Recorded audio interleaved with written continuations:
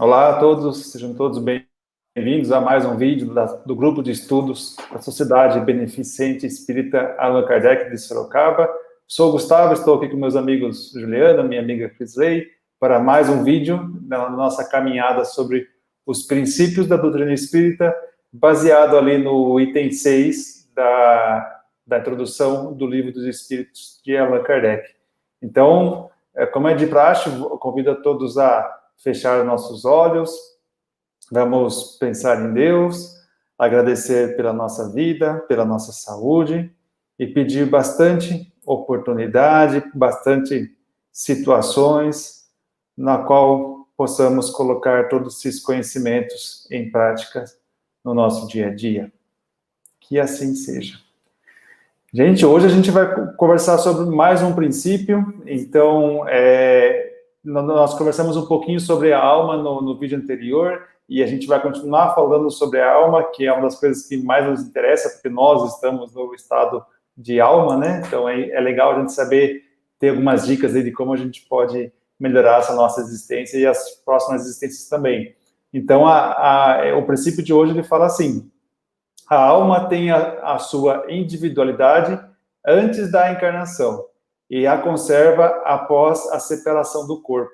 Então, nós, espíritos encarnados, nós temos a nossa individualidade desde antes de encarnarmos, antes de estarmos aqui, e nós conservamos essa individualidade após a morte, quando a gente se separa da parte orgânica do nosso corpo. Então, para a gente debater sobre esse tema, nós vamos fazer um pouquinho diferente. A gente tem uma figura, uma imagem que resume bem tudo isso que a gente vai discutir hoje. Então, gostaria de convidar o Juliano para fazer a abertura e contar para a gente um pouquinho sobre essa imagem aqui. Então, vamos lá. Oi, Gustavo e Cris. Então, vamos começar aí a debater o nosso princípio, que vem trazer algo relacionado à individualidade. Então, o importante é a gente recordar alguns princípios fundamentais do Espiritismo para que a gente possa entender essa questão da individualidade. Então, por que o espírito, né, a alma, que é o espírito encarnado, antes dele encarnar, ele já conservava a sua individualidade? Então, Deus, nessa figura, a gente vai ter uma linha do tempo, né, um determinado espaço-tempo, onde a gente tem Deus como causa primária, no comecinho aqui, com a sua criação infinita, e lá no outro extremo, nós temos também Deus, novamente, como a inteligência suprema. Então, Deus cria os espíritos, né, eu vou chamar a atenção desse espírito com E minúsculo, né, que são os princípios inteligentes. Então, Deus cria esses espíritos, né, cria as inteligências, e cria, ao mesmo tempo, ele também fornece para essas inteligências, como criação dele, a matéria. Então, os espíritos, eles sempre vão estar se relacionando com matéria. E isso que vai permitir que esse espírito se desenvolva até se aproximar novamente de Deus. Então, é bastante interessante, nós vimos isso lá na progressão dos espíritos, só que na progressão nós começamos a estudar a partir do momento que Deus cria o espírito com E maiúsculo, que é o espírito, né, que somos nós, espíritos com E maiúsculo, já individualidades, já individuais, e Deus nos cria simples e ignorantes, que é justamente esse ponto do meio, que a gente chama aí, nesse caso, a gente está chamando de transformação, transição. Então é ali que a gente falava da progressão, a partir do momento que eu sou uma individualidade, né, um espírito com E maiúsculo, simples e ignorante, que Deus me criou assim, e aí eu vou partindo de uma progressão em direção à aproximação de Deus novamente, e vou me desenvolvendo. Então é o homem inteligente se desenvolvendo. Mas Deus, antes dessa transformação, Deus cria as inteligências em princípios inteligentes. E esses princípios inteligentes, eles vão passando por processos né, eles vão, conforme a evolução, a progressão também que eles seguem, eles vão se individualizando. Então vai havendo uma individualização até chegar esse momento tal, que nós não sabemos quando e onde, obviamente, da transformação em um espírito E minúsculo, que é o princípio inteligente, para o espírito com E maiúsculo, que é o homem inteligente. Então, nós não sabemos quando isso acontece, né, nem quando, nem como, mas são questões da providência divina. Mas o importante é a gente entender que tudo isso é uma progressão. Então, Deus cria a matéria e cria as inteligências, e essas inteligências, né, lançando mão, né, do contato com a matéria, vão se desenvolvendo até chegar, né, a aproximar-se novamente de Deus. Então, Deus é a causa, por isso que está aí como causa primária, e tudo que Deus cria é o efeito de Deus. Então, nós, a matéria, somos, né, obras ou criação de Deus. E é aí que a gente vem nessa evolução. Por isso que o princípio, quando ele traz que a alma, né, que é o espírito encarnado, antes dele encarnar, ele já trazia, já era uma individualidade, ele já era espírito com E maiúsculo, por esse sentido, porque ele foi criado por Deus, ele passou por uma transição de princípio inteligente para espírito, para homem inteligente. E nessa transição é que Deus cria o espírito com E maiúsculo, que e cria simples, todos iguais, simples e ignorantes. E aí a gente continua nas nossas encarnações e a gente vai evoluindo cada vez mais, sempre numa ascendente de evolução. Às vezes rápida, às vezes lenta, às vezes fica meio parado, né? Mas é sempre nesse sentido, para ir se aproximar novamente de Deus. Por isso que a gente traz, antes de encarnar, a individualidade, porque nós, espíritos com E maiúsculo, somos as individualidades. Né? Nós somos as individualidades. A encarnação é um processo que a gente tem, né, dado por Deus, para que a gente ponha em prática e contato mais direto com a matéria, para que a gente evolua cada vez mais rápido. Ô Cris, no vídeo anterior, quando você falou assim, que a gente estava estudando sobre o homem de bem, e você falou assim, olha, por mais que a gente esteja muito longe ainda de ser homem de bem, se a gente olhar para trás, a gente vê o tanto que a gente já evoluiu, a gente já evoluiu bastante. Então, eu acho que agora você tem uma oportunidade de nos ajudar a entender um pouco mais essa evolução que você comentou no vídeo anterior. Então, se a gente olhar essa figura, né, que está super didática, né, para a gente ver, olha lá o nosso ponto de criação lá, quando nós somos criados por Deus como princípios inteligentes ainda, né, tudo que nós já passamos, né, então, o princípio inteligente, depois que ele é criado, né, muito bem dito pelo Juliano, ele sempre tem que estar associado à matéria, pois a matéria nos auxilia nessa evolução, na nossa caminhada, né.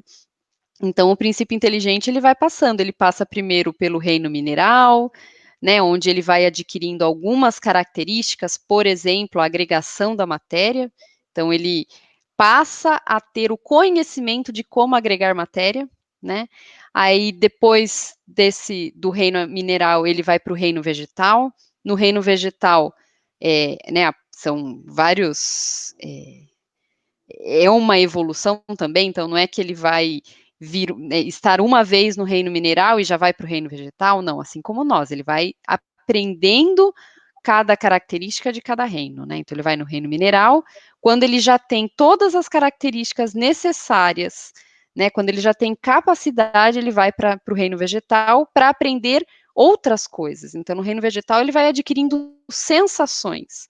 Né? É no reino vegetal que começam a se desenvolver alguns tecidos, que é quando se associa ao princípio vital, que é quando se tem vida, né, vida orgânica, né? Então é no vegetal que ele vai ter alguns tecidos, alguns órgãos, algumas coisas, começa a ter uma complexidade maior do que no reino mineral, né? Aí, a partir do momento que no reino vegetal ele já conseguiu adquirir todas as características, todos os atributos necessários para ele estar no reino vegetal, ele dá um passinho, opa, vou para o reino animal. E no reino animal ele vai ter o instinto, ele vai desenvolver o instinto, ele vai desenvolver outras sensações, né, outros tipos de sensação, né, defesa de território, né, tudo que é relacionado mais ao instinto, né? E aí, fica um tempo no reino animal em que ele vai evoluindo, em que ele vai adquirindo esses atributos dos animais, até o momento em que ele vai ser individualizado, né? Então, até o Wagner não pôde estar conosco nesse vídeo novamente, mas ele gosta de falar dos conglomerados espirituais, né? Então, quando ele está no reino animal, não é um princípio inteligente que vai se individualizar, né? É um conglomerado de princípios inteligentes, né? Um conjunto de princípios inteligentes que pegam a capacidade, né? Adquirem a capacidade de, não, agora eu posso ser individualizado. E aí ocorre a individualização, como o Juliano falou, não se sabe quando, né, como, mas acontece essa individualização em que o princípio inteligente, agora como espírito com E maiúsculo, entra no reino hominal, que somos nós, somos os espíritos, né? E isso é muito interessante a gente ver sempre associado à matéria. Então, a matéria, ela caminha junto. E a partir do momento que o princípio inteligente é individualizado em espírito, com E maiúsculo, a matéria, ela também se individualiza nos corpos, né? Na verdade, a matéria, ela já se individualiza em outros reinos, mas no reino nominal, ela se individualiza no nosso corpo físico, né? Então, para ver toda a caminhada que a gente teve aí desde a nossa criação, né? Então, se a gente olhar para trás, a gente já foi lá aquele princípio inteligente que estava lá no reino mineral, aprendendo a juntar matéria ainda, né? Que a gente ainda não tinha essa capacidade. E agora a gente chega num ponto-chave da nossa conversa, que é muito importante a gente se esclarecer. Eu peço a ajuda da Cris e do Juliano para me ajudar, para usar as palavras corretas aqui. Então, assim, algumas pessoas podem achar, então eu já fui um animal, eu já fui uma planta, baseada nessa fala da Cris. E a resposta é que não, nós não fomos animais, não fomos plantas, não fomos minerais, nada do tipo. Eu, Gustavo, espírito, individualidade, eu sempre fui essa individualidade, esse espírito aqui. Então, uma vez que um conglomerado de princípios inteligentes que estagiaram em diferentes reinos, como a Cris falou, em diferentes N outras situações e contextos que nós não conhecemos, esse conglomerado de princípio inteligente, ele foi utilizado para, junto com alguns outros atributos que Deus nos dá, como a consciência, como o livre-arbítrio, isso tudo, essa massa toda, se individualiza e daí criou o Gustavo. Então, o Gustavo, ele não foi planta, ele não foi animal. Não foi. Esse sempre foi Gustavo. Agora, princípios inteligentes que compõem o espírito Gustavo, eles estagiaram em outros reinos. É mais ou menos por aí, Juliana? Estou usando as palavras certas? Sim. E assim, é interessante que essa individualização, ela possui algumas características, está na figura aí, obviamente, mas é onde que o homem, né, o espírito com E maiúsculo, essa individualidade, ela passa a ter pensamento contínuo. Então, o que é isso? O que é o pensamento para o espírito? É o atributo do espírito. Então, é essencial, a ponto de se confundir o espírito com o próprio pensamento, né? Porque atributo é algo muito próprio da coisa, né? Então, se você olhar um copo, o formato do copo, para você colocar água, é o atributo do copo. Se eu tirar o atributo do copo, eu não tenho mais copo, né? Se eu tirar esse formato dele. O pensamento do espírito é a mesma coisa. O pensamento é um atributo do espírito, ele passa a ser contínuo.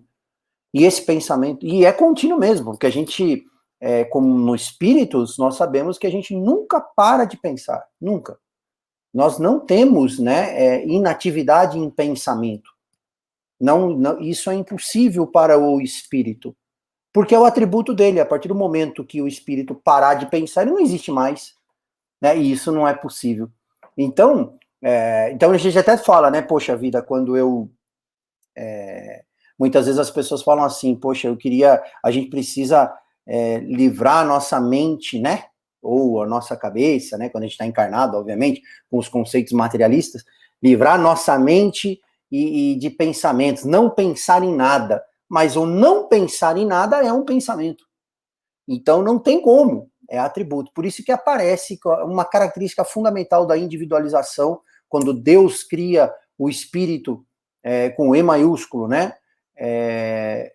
Como individualidade, essa aglomeração que se individualiza por Deus, né? Por comando dele, simples, ignorantes, todos iguais. É nesse momento que a gente tem o atributo do pensamento e da consciência, que nada mais é que as leis de Deus, que vai aparecer novamente aí na figura. Então, Deus é causa ao mesmo tempo, ele é o fim ao mesmo tempo, num certo sentido, é o objetivo, porque Deus é a inteligência suprema, né? Causa primária de todas as coisas, então aí a causa primária de Deus como causa primária fica explicado, como inteligência suprema, ele também fica explicado porque ele cria inteligências para chegar mais perto dele, e quanto mais inteligente eu sou, mais perto da inteligência suprema eu chego. Então ele é a inteligência suprema, e ao mesmo tempo as leis que Deus impõe são aquelas que eu devo seguir para me aproximar mais rapidamente dele. Então eu sou criado simples e ignorante, sujeito às leis de Deus, e quanto mais eu me desvio das leis de Deus, mais eu demoro para me aproximar dele. Quanto mais alinhado eu tiver com as leis de Deus, mais rapidamente eu me aproximo dele. Então, a matéria evolui com a gente, porque sempre a gente vai estar em contato com a matéria, né? É inerente, porque é outra criação de Deus, só que são matérias diferentes para cada estágio diferente. A matéria mais bruta para um espírito mais embrutecido, uma matéria muito mais evoluída para o espírito muito mais perfeito. Né? Então, mas sempre em contato com a matéria.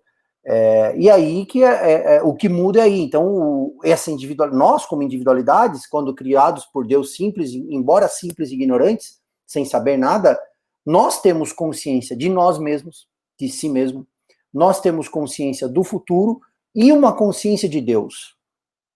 Então, a consciência é uma característica, o pensamento contínuo, né, o senso moral se estabelece, porque Deus nos dá o livre-arbítrio. Ao mesmo tempo que é simples e ignorante, ele nos dá, né, uma imensidão de opções. A gente tem o nosso livre, a gente faz o que a gente acha que deve fazer. Então a gente tem o senso moral, que a gente vai desenvolvendo para diferenciar o que é certo e o que é errado, o bem e o mal, de certa forma, e o livre-arbítrio, que é um presente de Deus para a gente. Por isso que entra a justiça de Deus. Eu tenho o livre-arbítrio. Se eu quero seguir as leis de Deus, eu sigo. Se eu não quero, eu não sigo. Vou sofrer consequências naturais por não seguir uma lei natural.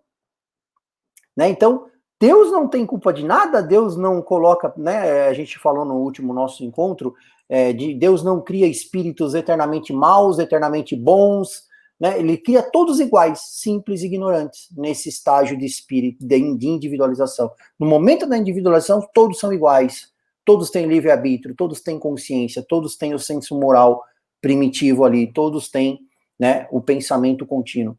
Então, ali, cada um faz o seu caminho. Então, as escolhas são nossas. Eu não posso, de forma alguma, atribuir nada a Deus. Porque Deus, ele me dá a matéria, ele me dá o livre-arbítrio, ele me dá tudo essa sistemática da reencarnação, dogma da reencarnação, as várias oportunidades que eu tenho. E se eu sofro, se eu erro, é porque eu me desvio das leis de Deus. E as leis de Deus são as leis morais, as leis, né, a lei natural e as próprias leis morais que aparecem lá no Livro dos Espíritos, na parte terceira. Então, é nesse sentido que a minha vontade impera sobre mim mesmo. Então, eu na verdade, eu sou totalmente dono do meu destino e, a certa forma, tudo que eu sofro, tudo que eu, né, todas as coisas boas que me acontecem, as coisas não tão boas ou ruins que me acontecem, são questões, são efeitos das causas que eu mesmo criei pelo meu livre-arbítrio. Então, essa é uma responsabilidade inata do espírito individualizado. Né? A nossa responsabilidade, ela cai sobre nós dessa forma. Tudo tem a ver com o que a gente pensa, com os nossos atos, nossos comportamentos e as nossas escolhas. Então eu não posso, né? Eu tenho... É uma questão bem interessante, bem bonita, né? E que nos traz uma reflexão muito grande, porque às vezes nos momentos que a gente precisa, os momentos que a gente está sofrendo por algo, né? E a gente às vezes fala alguma coisa, né? Relacionada a Deus, a gente pensa alguma coisa, mas somos nós, é tudo fruto do nosso livre-arbítrio. Nada mais que isso. Então a gente precisa conviver com outros espíritos, conviver com a matéria, utilizar a matéria e seguir nessa ascendente aí. Mas o positivo disso é que a gente não volta, né? Não dá passo para trás. Isso é que é muito animador. A gente pode errar e a gente vai errar nos nossos desvios das leis de Deus, mas a gente também pode se corrigir de uma maneira muito positiva, não precisa se penitenciar por isso, a gente pode se corrigir de uma maneira positiva, e a gente sabe que uma vez que a gente conquista um certo, né, desenvolvimento, um intelecto moral, inteligência e moral, chegamos naquele determinado ponto, jamais a gente dá um passo para trás, né? Porque senão não teria sentido, aí cairia tudo por terra, né? Como que a gente entenderia isso, a progressão? Então a progressão do espírito, essa maravilha que o espiritismo descortina para a gente, né, que ele apresenta para a gente de uma maneira muito natural, ela traz uma infinidade de reflexões sobre a questão da reencarnação, a importância da reencarnação, né, aquela questão que a gente acabou de falar num último capítulo nosso aí, né, num último princípio, no nosso encontro passado, que nós recordamos a escala espírita, que nada mais é categorizando de forma didática em que ponto eu tô dessa linha aí, dessa ascendente, né, homem de bem que eu preciso trabalhar.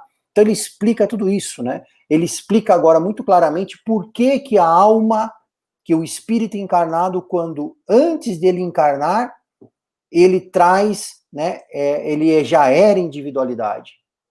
Porque a encarnação é um instrumento para a alma evoluir.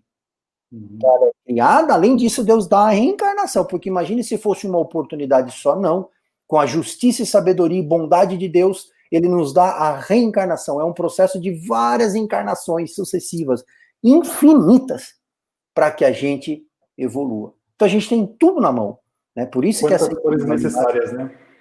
tudo, né? Então a gente precisa começar a descortinar algumas coisas, né? E tentar refletir isso no nosso dia a dia, levar para o nosso dia a dia e aproveitar os momentos, mudar pensamento, tentar, né, melhorar, desenvolver virtudes, vencer um pouco os nossos vícios aí. Então a gente vai nessa ascendente sempre. Eu gostaria de ressaltar algumas coisas dessa sua fala, Juliano, que eu achei muito interessante, sabe? Quando você explica esse mecanismo e todas essas ferramentas que Deus nos dá, toda a bondade de Deus, a perfeição de Deus, como um mecanismo como um todo, ele é harmônico, ele se encaixa, ele faz sentido, tira aquela visão de um Deus punitivo, de um Deus que não gosta de mim, um Deus que parece que está jogando contra mim, contra a minha evolução. Não, pelo contrário. Olha o tanto de ferramenta que ele nos dá. Olha as leis que ele criou, que são leis imutáveis. Então, se elas são leis imutáveis, elas não vão mudar de acordo com as minhas preferências. A lei não vai se aplicar para mim, mas talvez não se aplique para o Juliano e vai se aplicar diferente da Cris, porque a Cris é assim. Não. É a mesma lei, é o mesmo critério, é a mesma régua para todo mundo. Então, isso é uma demonstração de justiça, de perfeição muito grande. Mas Deus podia dar umas dicas para a gente de qual caminho seguir, do que fazer. A gente tem essas dicas através das leis morais. As leis morais, elas estão aí para nos ajudar. Aquelas características do homem de bem, aquela dica que o Juliano deu de Santo Agostinho, são tudo ferramentas que a gente pode aplicar no nosso dia a dia, começando a partir de agora. Assim, não tem motivos para a gente não fazer. O que nos falta, muitas vezes, é vontade, é esforço. E isso não tem como a gente pedir. Pelo menos isso faz parte da nossa contribuição, da gente correr atrás, sabe? As ferramentas estão aí, elas existem, é só a questão de a gente usar as ferramentas certas nos contextos corretamente. Como o Juliano falou, o próprio Espiritismo é uma ferramenta fantástica. uma vez que ele descortina tudo isso, ele te mostra de uma imagem clara como essa, como o mecanismo funciona, como as regras funcionam, como o jogo é jogado, você sabe como se posicionar nesse jogo. Então, por exemplo, a escala espírita que o Juliano falou, ela nos ajuda a entender aonde nós estamos nessa linha. As próprias encarnações, elas nos dão oportunidades de, naquele período de tempo, exercitar determinadas características que precisamos exercitar. Então, tudo isso, uma vez que você entenda tudo isso e saiba utilizar tudo isso em favor da sua própria evolução, você tende a evoluir muito mais rápido, né? A passar por tudo isso muito mais rápido, né? Então, assim, isso é uma coisa que eu acho fantástico da doutrina espírita, que ela nos dá todo esse ferramental, esse conhecimento, e só cabe a gente ter vontade e esforço, né, para usar tudo isso.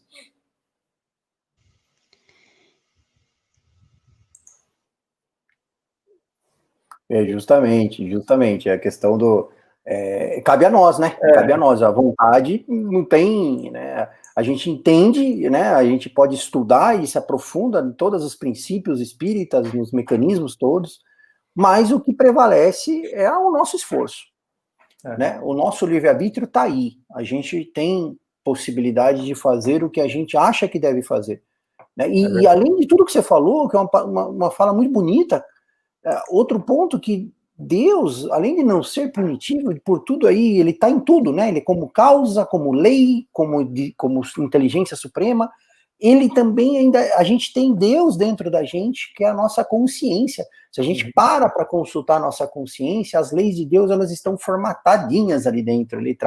A gente traz isso, é outro presente, né, que a gente tem. Então, aí que às vezes não para consultar, né? A gente não põe o crivo da consciência pura, né, simples ali, mas se a gente buscar lá dentro da gente, na nossa consciência mesmo, dos nossos atos, dos nossos pensamentos, a gente vai encontrar as leis de Deus e elas se formatam para a gente lá como excelente guia, né? E os exemplos que a gente tem, né, você falou da escala espírita, quantos espíritos muito mais superiores que nós já vieram, já deram exemplos, já falaram, já deixaram, né, ideias, já deixaram